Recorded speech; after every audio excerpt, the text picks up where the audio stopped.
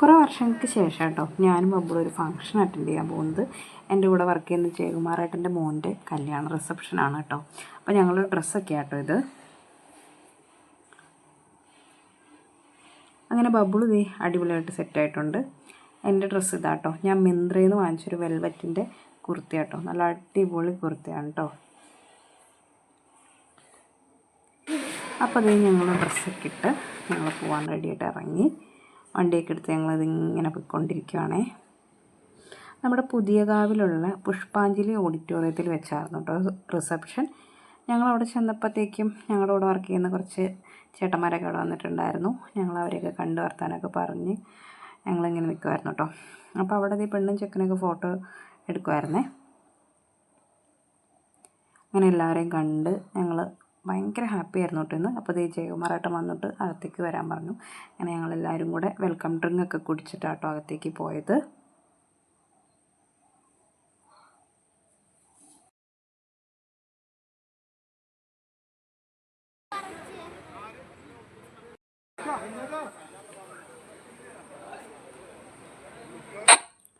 അങ്ങനെ ഞങ്ങൾ അകത്തേക്കൊക്കെ ചെന്നു. അവിടെ ചെന്നപ്പോഴത്തേക്കും സ്റ്റേജിലവിടെ ഫോട്ടോഷൂട്ടും കാര്യങ്ങളൊക്കെ നടന്നുകൊണ്ടിരിക്കുക കേട്ടോ. അവരുടെ ഫാമിലീനെയൊക്കെ ഇൻവൈറ്റ് ചെയ്തുകൊണ്ടിരിക്കുവാണേ. അങ്ങനെ ജയകുമാറേട്ടനും വൈഫും ഒക്കെ സ്റ്റേജിലേക്ക് ചെല്ലുന്നൊരു സീനാട്ടോ കാണുന്നത്. അങ്ങനെ ഞങ്ങൾ കുറച്ച് സെൽഫിയൊക്കെ എടുത്തു കേട്ടോ. ഇത് ഞങ്ങളുടെ ഗ്യാങ് ആട്ടോ ഇരിക്കുന്നത്. എല്ലാവരും ഭയങ്കര ഹാപ്പി ആയിരുന്നു കേട്ടോ എല്ലാവരും.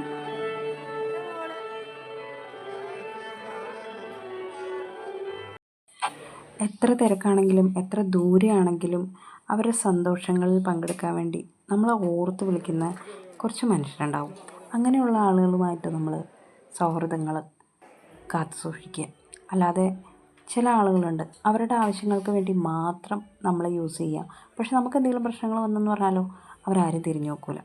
അപ്പോൾ ഈ 2026 ഞാനെടുത്തൊരു തീരുമാനം കേട്ടോ, നല്ല ആളുകൾ നമ്മുടെ കൂടെ കൂട്ടുക, അല്ലാത്തവരെ നമ്മൾ ഇഗ്നോർ ചെയ്ത് കളയുക. അങ്ങനെ ഞങ്ങളിതേ ഭക്ഷണമൊക്കെ കഴിച്ചു. നല്ല അടിപൊളി ഫുഡും കാര്യങ്ങളൊക്കെ ആയിരുന്നു.